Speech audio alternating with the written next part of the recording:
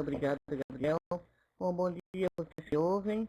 Eu contava com um público maior, mas tudo bem, se fica gravado, depois os outros podem acessar. Então, bom dia, Ana, bom dia, Natan.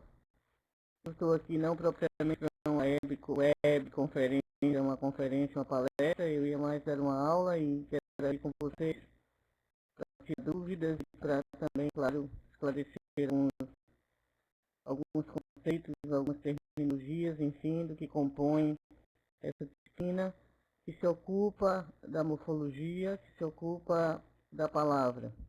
Eu acho que todos nós usamos esse termo palavra o tempo inteiro, alguns como nós, professores e futuros professores, estudiosos com uma delimitação técnica, e todos os usuários da língua como um conceito internalizado sem complexidade, enfim, naturalmente.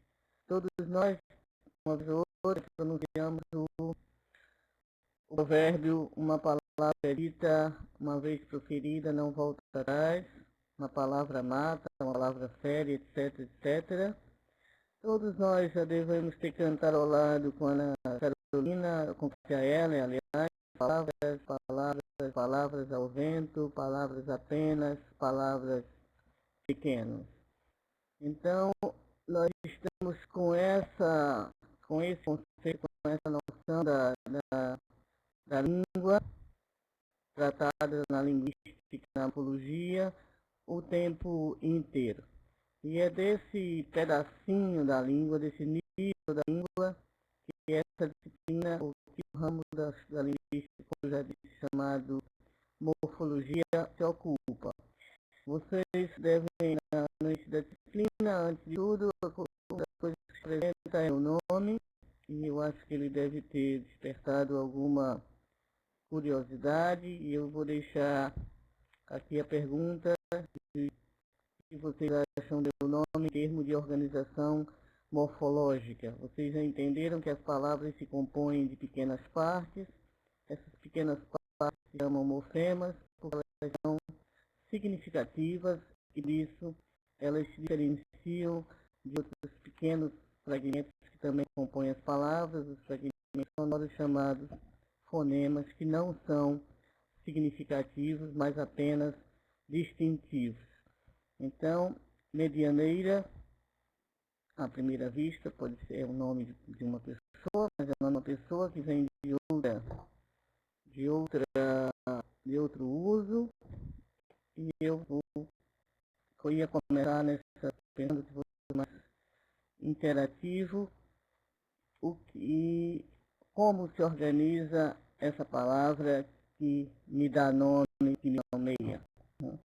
Se ela é uma palavra primitiva, isso é uma radical e uma vogal temática, ou se ela é uma palavra derivada. De onde vem medianeira? Média, mediar, meridiano, como pensam alguns.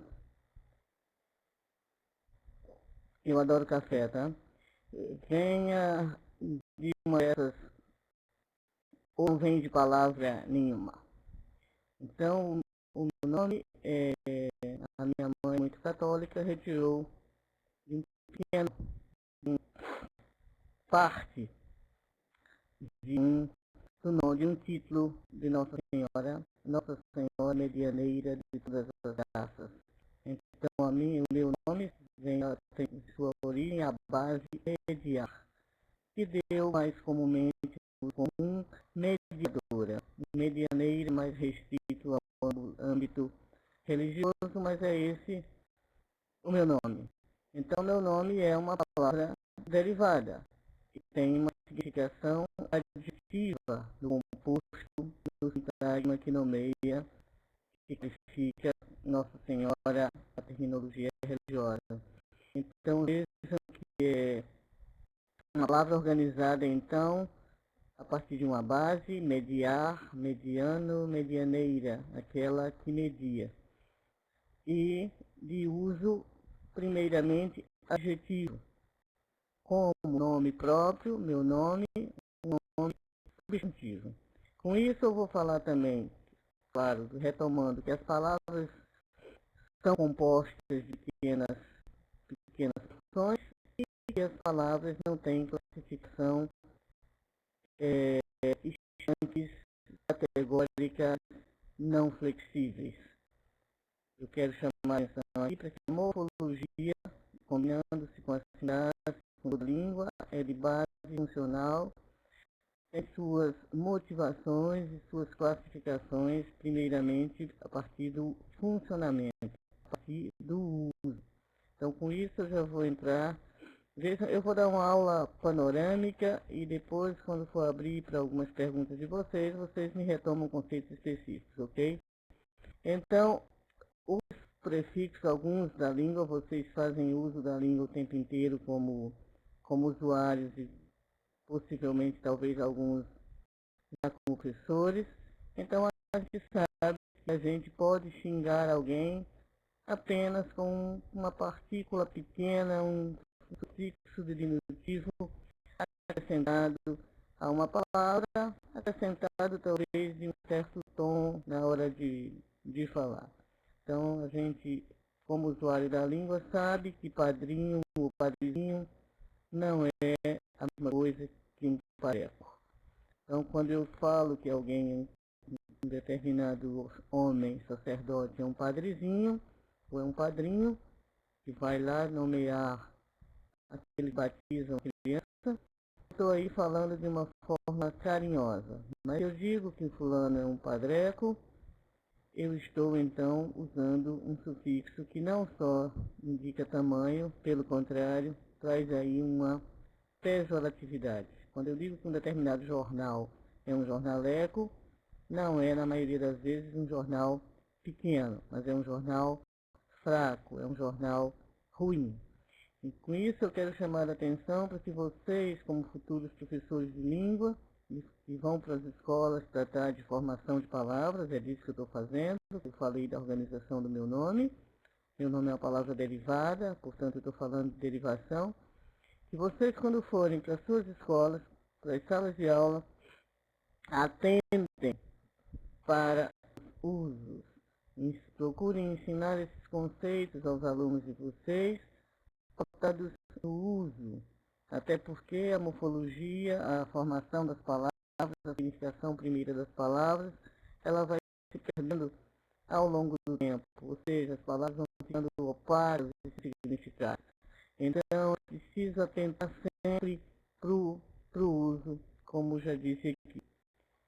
E porque é esse uso que vai comandar, assim, o uso é soberano e a gente tem mudanças na língua, instruídas mudanças no uso. Você já deve ter visto em linguística que toda língua varia, toda língua muda e a língua não se submete aos ditames de uma gramática tradicional, de uma gramática que dita regras. É necessária, ela faz sentido para alguns momentos de nossa vida, mas nós não falamos do modo como prescreve a gramática tradicional, às vezes nem nos momentos mais formais, como esse aqui. Se notarem, eu já cometi alguns deslizes de língua. O uso deve ser a base, deve ser o norte da nossa prática e também dos nossos estudos. Quando a gente for estudar as noções teóricas, a gente deve sempre buscar vinculá-las ao uso. Então, a morfologia, que é uma organização das palavras, alguns morfologistas dizem que na morfologia a gente tem a sintaxe das palavras. E por que é uma sintaxe das palavras? O que é a sintaxe? Sintaxe é organização, é combinação.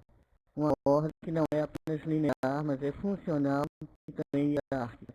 Então, as palavras também se organizam a partir de um radical. Esse radical, como o nome medianeira, vem de mediar, e acrescendo partes depois. São os chamados sufixos. Eu posso formar palavras acrescentando partes antes do radical. Eu tenho, então, os prefixos. Nesse âmbito aqui, eu estou no âmbito da derivação. Mas eu posso formar palavras combinando um radical com outro radical. E eu vou estar agora no âmbito da composição. Então é comum que todos nós, a maioria das vezes, atribuímos uma significação a esses, se conhecemos os dois radicais, como sofá-cama, todos nós sabemos que é um sofá que funciona como cama. Então aí a significação desse composto se estabelece pela noção das duas bases. Mas a gente também pode ter outro tipo de composição, que é aquele que não é transparente.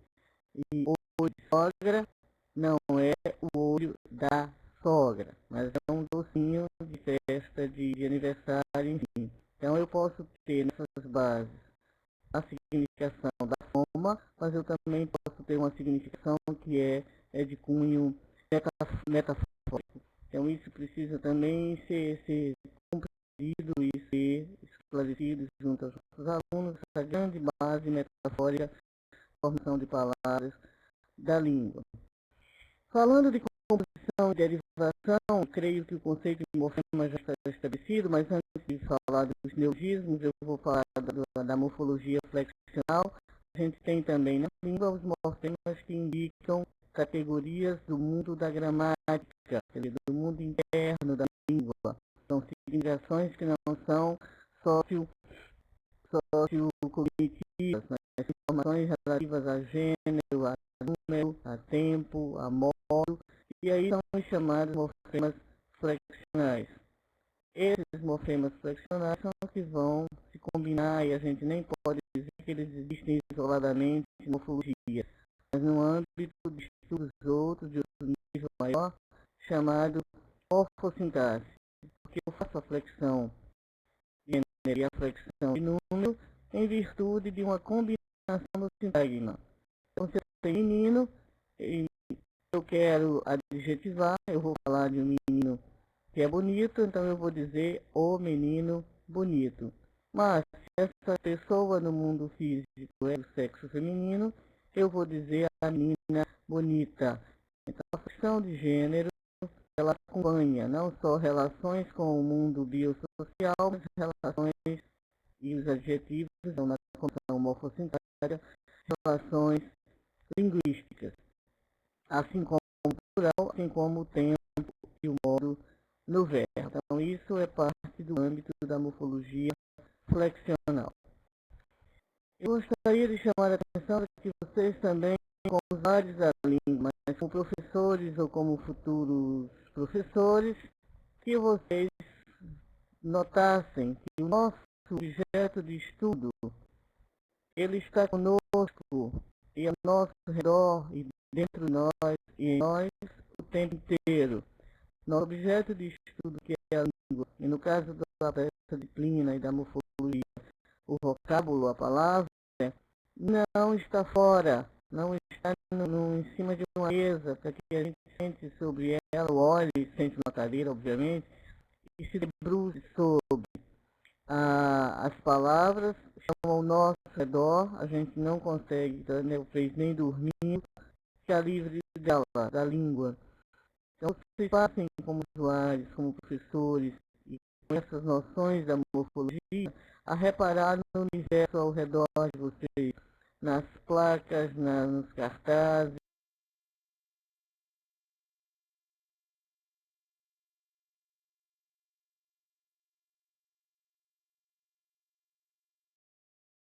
nos outdoors, nos nomes de lojas, nos nomes de ambientes, na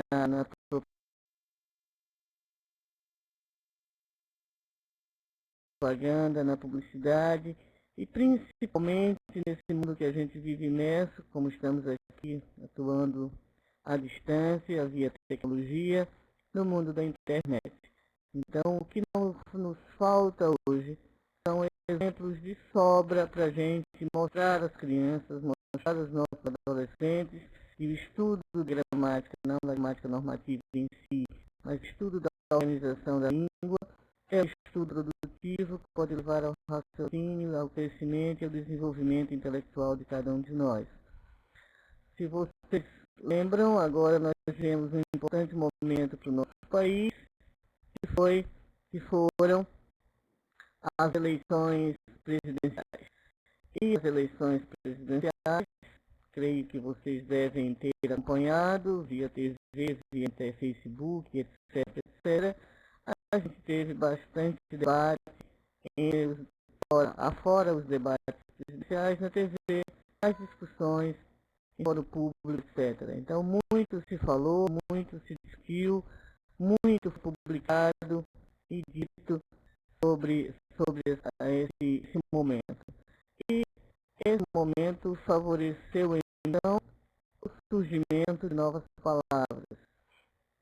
Todos nós ouvimos, dizemos, escrevemos palavras como Dilmais, Dilmar, Petralha, muitos vimos, usamos Aécio Neva, Aécio Dilmécio, entre outros. Então, eu mostro, né? E aqui os falantes dos usuários da língua recorreram para fazer essas palavras. O conhecimento do léxico, do processo de formação de palavras da língua, que não é privilégio de um grupo que estuda. Todos os falantes, todos nós falamos em idioma, temos um conhecimento gramatical, um conhecimento lexical, que permite que eu reconheça palavras da língua mesmo que nunca as tenha escutado. Então não deve ter sido dificuldade nenhuma para a grande maioria de nós entender uma formação de palavra como criada a partir do nome da presidenta, o verbo Dilmar. Todos nós sabemos que os sufixos AR, principalmente este hoje, é formador de verbo, que uma palavra terminada com essa desinência é um verbo. E daí é um pulo para se conjugar em Dilmei, Dilmou, Dilmamos, Dilmarei, etc. Transformada em verbo, ela está pronta para receber toda a morfologia flexional do verbo português. Então, voltando ao neologismo, agora entrando nessa categoria, são palavras novas que se criam, que surgem,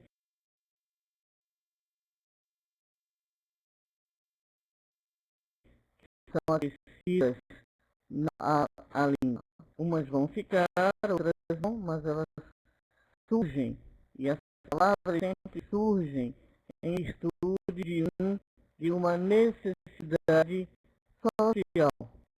Quem cria as palavras novas, quem faz a língua, são as necessidades dos usuários.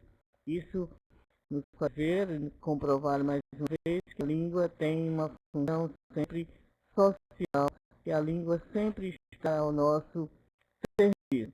Então, toda essa motivação de campanha favoreceu o surgimento dessas palavras, que são criadas, disseminadas, ditas e hoje, com o advento da internet, rapidamente colocadas em uso.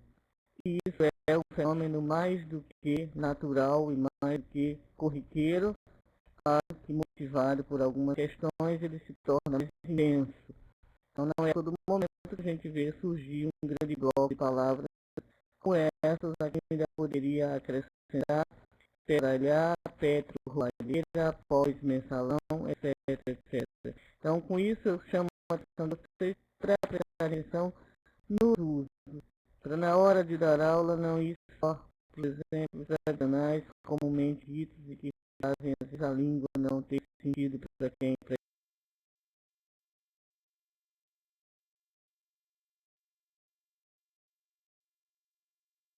os alunos que estudam.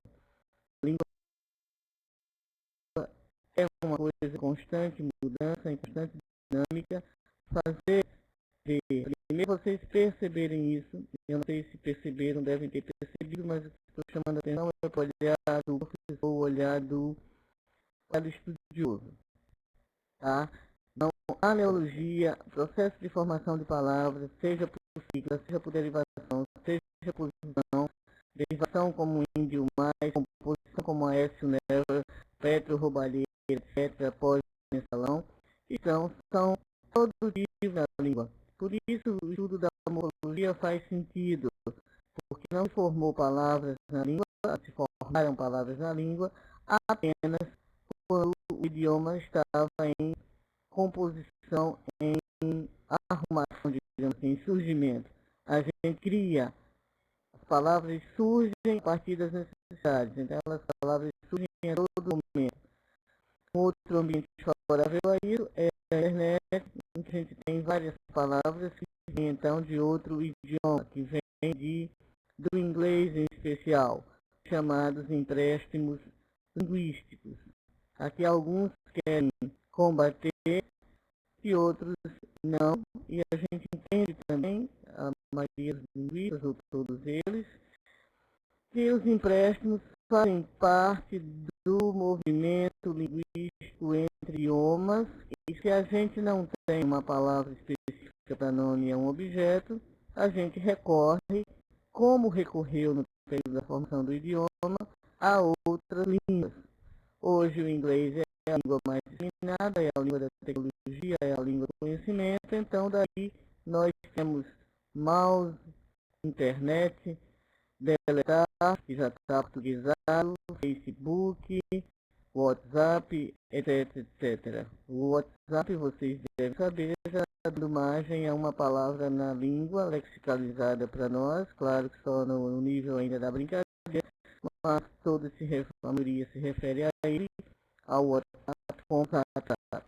Então, isso, se assim ele se consolidar, é uma forma, é um mecanismo que a língua tem de acomodação das palavras estrangeiras ao nosso idioma. Assim foi, e assim é, e assim vai continuar sendo. Há, claro, povos, culturas e línguas mais reticentes a esses empréstimos, como o português de Portugal, como a França, não é o caso nosso do Brasil. E talvez aí por uma dependência, por um achar que o que é de fora é mais bonito, vocês podem observar e mostrar aos alunos o grande número de palavras inglesas ou estrangeiras que nomeiam nossos estabelecimentos comerciais. E que às vezes a gente usa para dar uma informação, para dizer que está em liquidação, prefere dizer off, ao invés de dizer estamos em liquidação, somente liquidação. Então, tudo venho tentando articular com vocês até agora é para mostrar essa dinamicidade da língua, é para mostrar que a morfologia não é um estudo estático,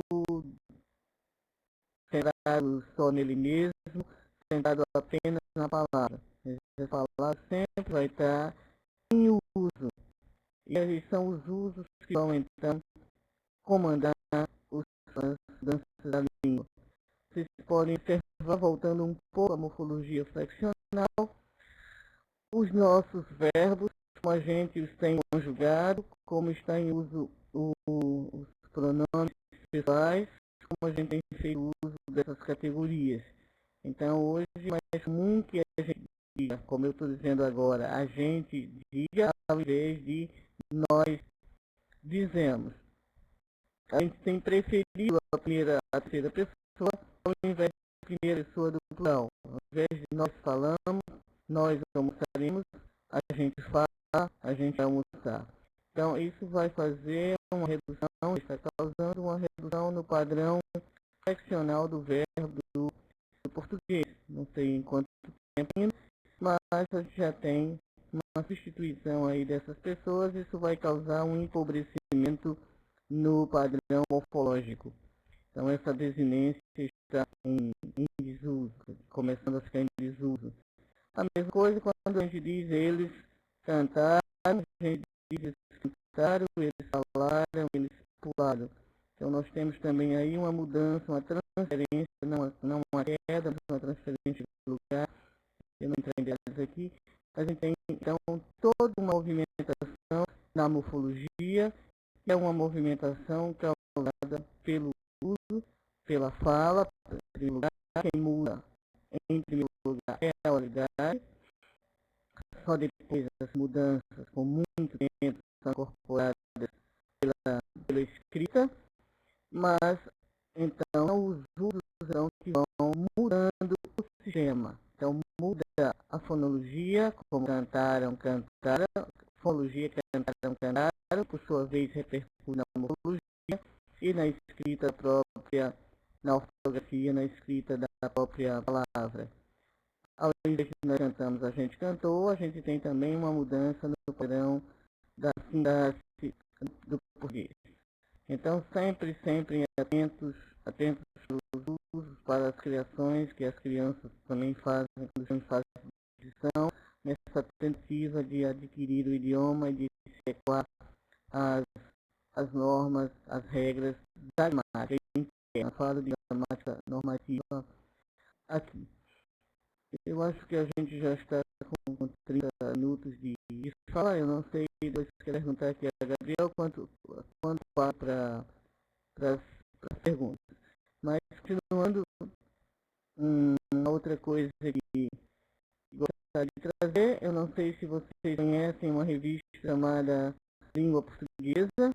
Eu vou mostrá-la.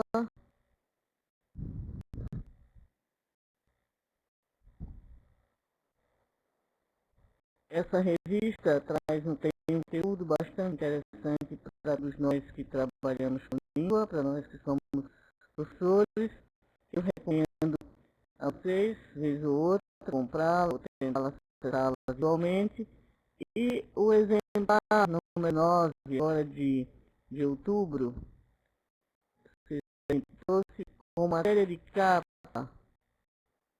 uma matéria que interessa diretamente ao conteúdo, a nós linguistas de modo geral, mas o conteúdo dessa disciplina. Vocês estão lendo aí, acho que dá para ler, a palavra vendaria. E aí eu pergunto o que é uma vendaria. Como nós sabemos o que é venda, como nós sabemos por comparação, por experiência, que eu tenho lavanderia, agora esqueci de uns outros, mas vários nomes de lugares, de estabelecimentos formados com o radical mais esse sufixo, então, sapataria, por exemplo, também.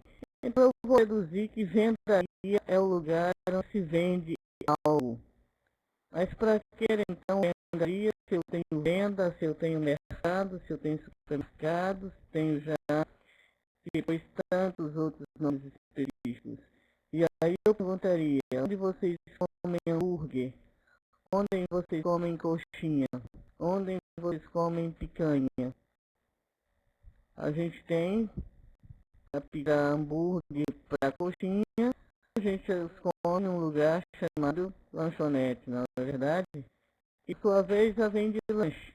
Adequação aí com et, net, que é um formador também de palavras como kitnet, talvez aí por empréstimo do inglês. Então a gente já tem esse lugar. Onde a gente corta o cabelo? Onde a gente joga videogame? Nas games, nos salões de beleza. Mas a gente tem o que essa reportagem da revista mostra, é uma especialização, é uma sofisticação dos nomes dos lugares. Claro que isso está a serviço do comércio, está a serviço da publicidade. É essa tentativa de conquistar o cliente. Então, os lugares também se sofisticam, né? Querem oferecer serviços com os produtos, querem também se diferenciar. E aí, essa tentativa de diferenciamento de conquistar o cliente assim, entra a língua, entra a morfologia a serviço a favor dessa suposta sofisticação, a favor dessa publicidade. Então já é comum encontrarmos, eu não sei na cidade de vocês, mas aqui em Recife sim, lugares com o nome de hamburgueria. Então é um nome, um lugar onde eu já sei, então, pela junção, eu sei o que é hambúrguer, eu sei o que é eria, e é um lugar onde eu vou comer hambúrgueres. Eu vou numa coxinharia, essa eu não conheço aqui ainda, mas como eu sei o que é coxinha, eu vou então nesse necessidade de encontrar um lugar especializado em coxinhas, e então eu devo encontrar não apenas coxinhas de frango, mas suponho eu coxinhas de outras coisas. Portanto, está me passando aqui dois exemplos que eu me lembrei na hora: pastelaria e churrascaria, né? Então, a gente iria comer a picanha, a gente vai ainda numa churrascaria, mas já a reportagem mostra lugares já sendo utilizados onde se serve picanha como picanharia.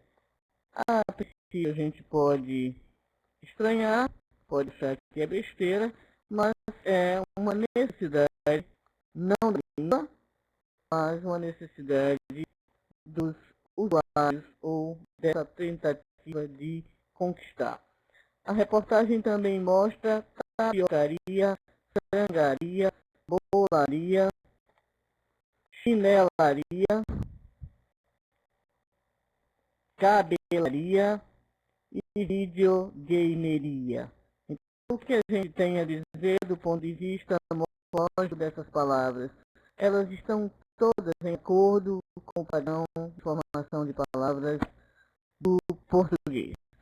Ela me diz que Santa Cruz tem uma costelaria, e se for lá eu vou procurar então comprar costelas, não no açougue, mas nesse lugar, supondo então que esse lugar tem costelas mais interessantes, ou mais gostosas, ou melhores, é o que está por trás dessa nova nomeação, né? Chinelaria já é também uma especificação que a gente compra calçados em sapatarias. A chinelaria deve trabalhar exclusivamente com chinelos. Então, quando trago esses exemplos para vocês, é para ilustrar mais uma vez a riqueza morfológica que uma língua possui. No caso, a gente está tratando da língua portuguesa, mas para mostrar novamente a vinculação, usos, costumes, cultura com a língua. E a língua vai estar a serviço desses usuários, dessas necessidades que a sociedade vai criando e às vezes nos impondo até, né? Daqui a pouco terá mais de uma costelaria, mais de uma chinelaria, mais de uma hamburgueria, mundo afora. Porque assim se propagam os costumes, assim se propagam os usos e língua. Então a gente está aqui a 45 minutos de conversa. Eu acho que talvez fosse agora melhor para que vocês me perguntassem, tirassem algumas dúvidas, me fizessem alguns questionamentos. Aí eu não sei, Gabriel, se é melhor ouvi-los ou escrever.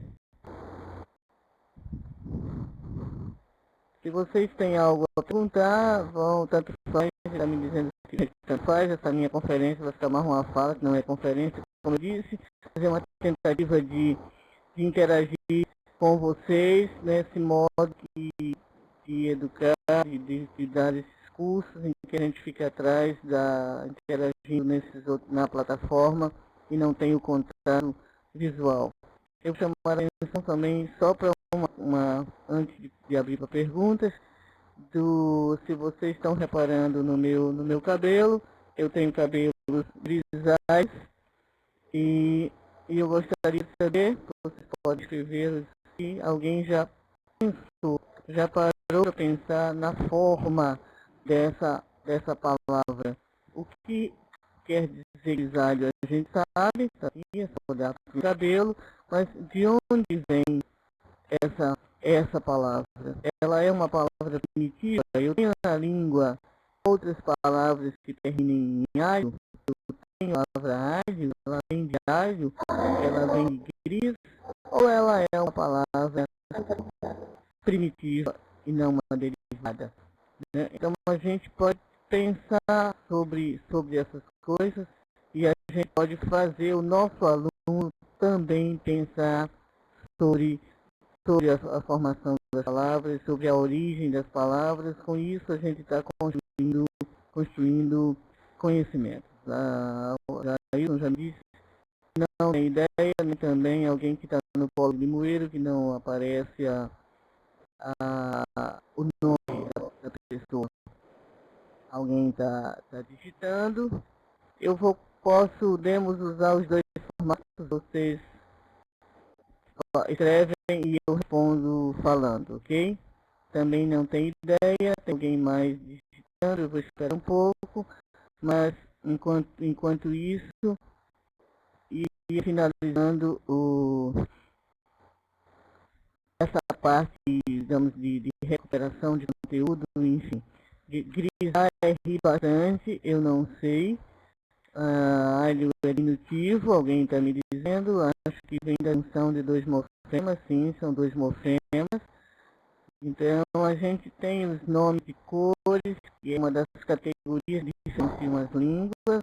Vocês devem saber que a língua é, como na hipótese sabiu-se, a gente tem o relativismo linguístico, e uma língua se adequa às necessidades de seus usuários, e as cores não são, portanto, percebidas pelas culturas, pelas sociedades da mesma forma.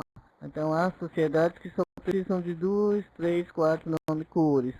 Nós temos uma vasta gama de cores e hoje com possibilidades tecnológicas mais ainda.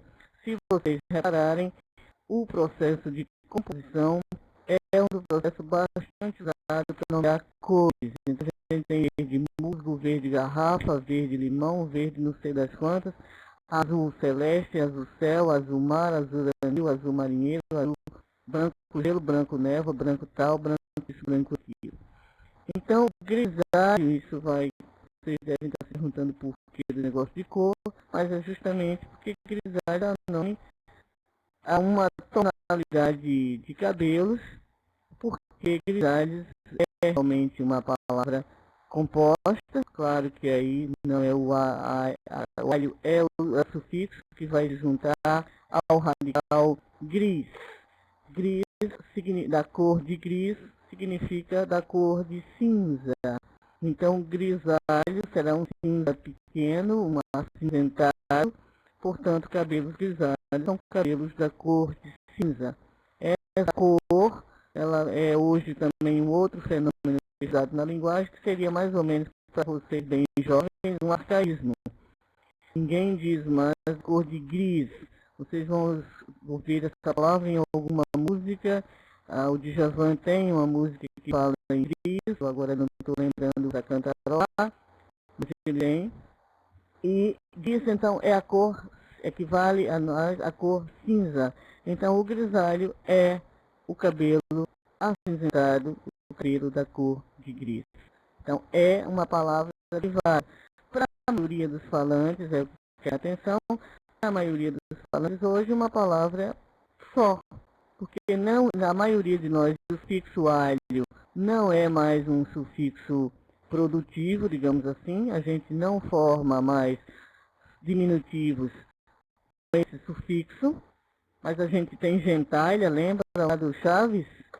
O gentalha é ali, mas ali não é uma gente pequena, mas é uma gente, ali o alho é pejorativo, então a gente pouco usa o alho. Então ele está em desuso, isso acontece do movimento natural da língua, então por uma criança, para um adolescente, para uma jovem ou para muitas pessoas, que é um vocábulo mais sofisticado, grisalho é uma palavra primitiva. A origem dela se perdeu, se tornou opaca com o passar do tempo. Tá? Então, grisalho é uma palavra derivada. Então, estou com várias derivações em mim. A do nome, a do meu cabelo neste momento. Se quiserem me perguntar alguma coisa enquanto eu faço um gole de uma água, eu espero.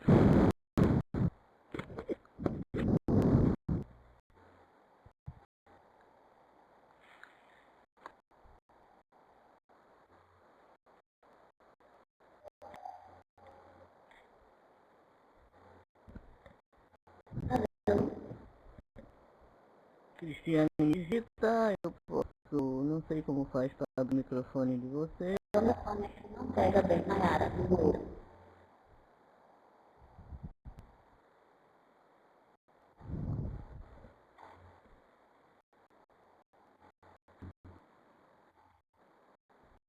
Alguém gostaria de me perguntar com o microfone? Acho que só o Gabriel está usando. Não.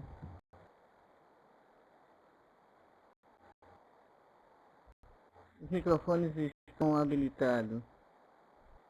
Hein? Pois não? Quem falou?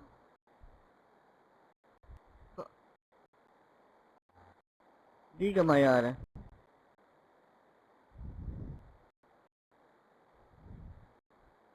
Você fala mais alto que eu ouço.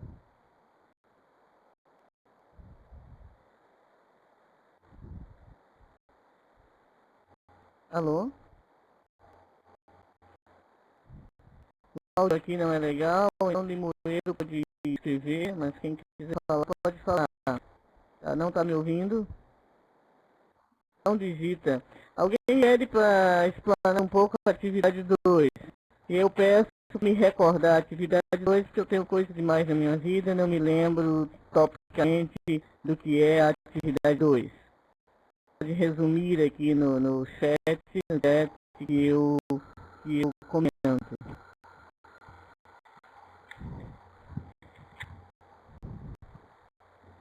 Antes que ela escreva, eu só gostaria de perguntar também o que acharam dessa explanação da agora, se foi elucidativa, enfim.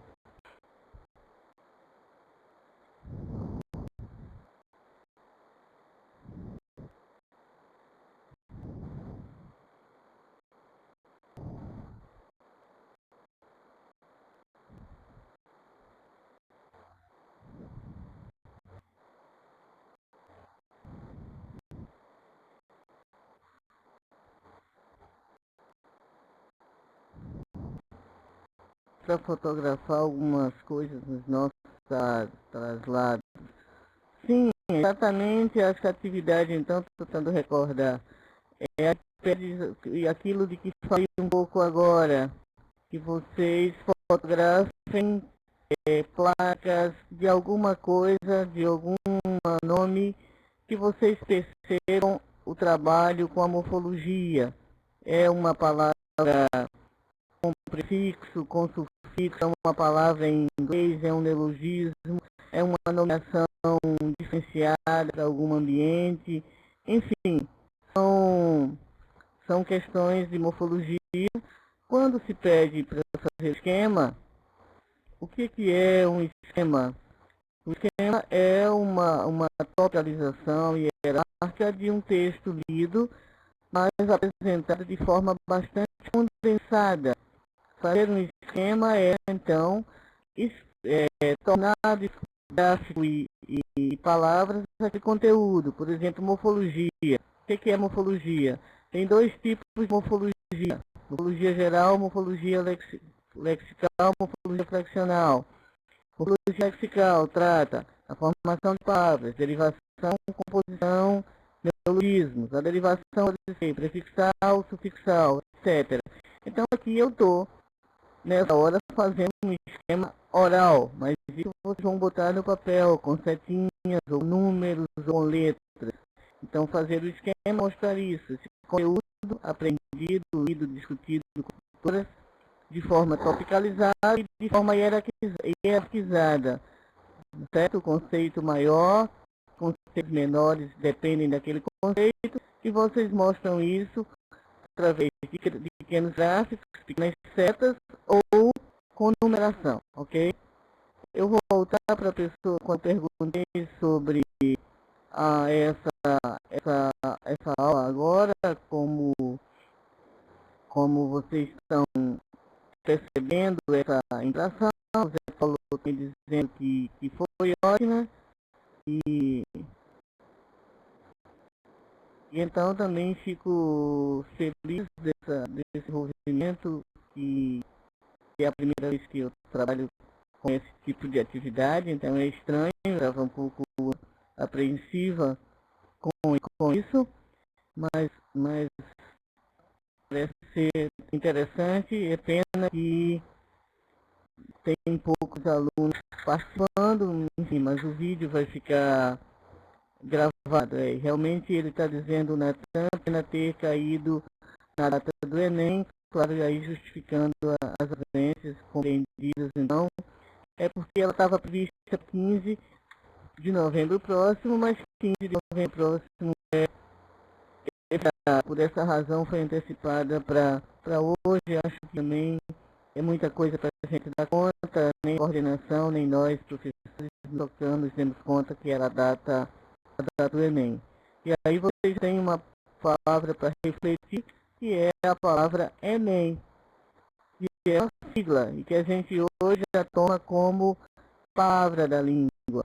E se vocês observarem, algumas pessoas dizem Enem e outras falam Enem, por que será? De onde, o que ela condensa? Então, acho que muitos não estão sabendo e antecipou, também tem controle sobre isso. Eu espero, mas por fim, eu espero que outras sejam marcadas, que a gente tenha assinado essa disciplina, mas que nas outras que vão acontecer ao longo do curso, vocês estão no segundo período, não é? Essa é uma disciplina de segundo período, creio, e eu não estou em memorizar esse troço todo.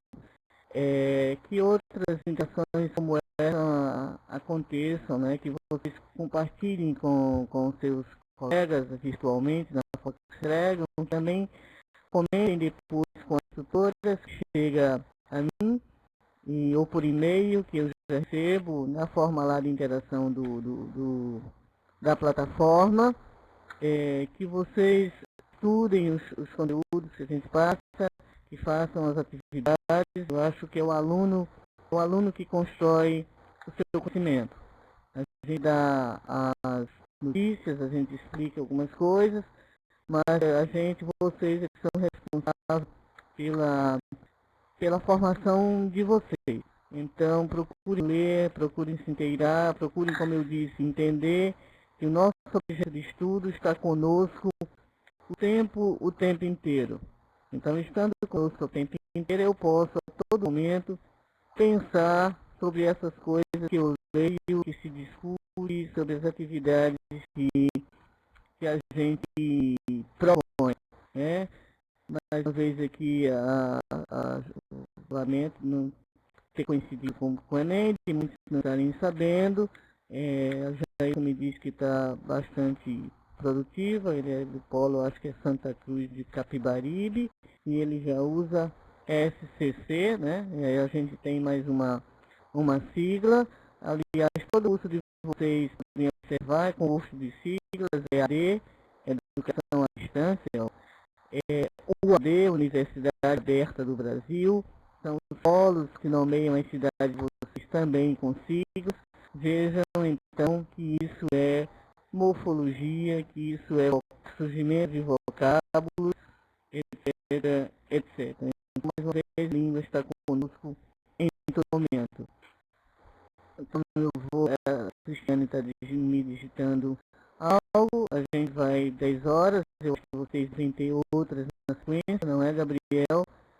E eu vou esperar a digitação enquanto ela digita, mas já agradecer aos que estiveram aqui e de que vocês socializem com os que são próximos de vocês de alguma forma ou no fórum, e que lembrem colegas que podem lá assistir, e vocês podem também, via tutoras, mandar depois para mim algum questionamento do que eu disse aqui, que é muito rápido, vocês fiquem processando também aí essas informações, e vocês também procurem ler e procurem fazer uso da internet, uma ferramenta maravilhosa que coloca nas nossas mãos vários exemplos o tempo todo e também vários textos teóricos necessários.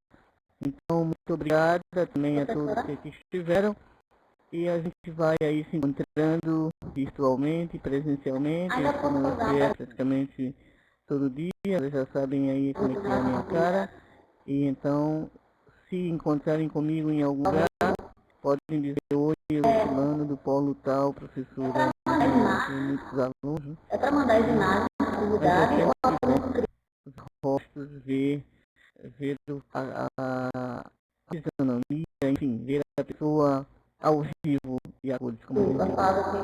Muito obrigada a todos. Oi? Sim? Eu te ouço. Pode. Pode. Sim. Tô ouvindo, pode fazer.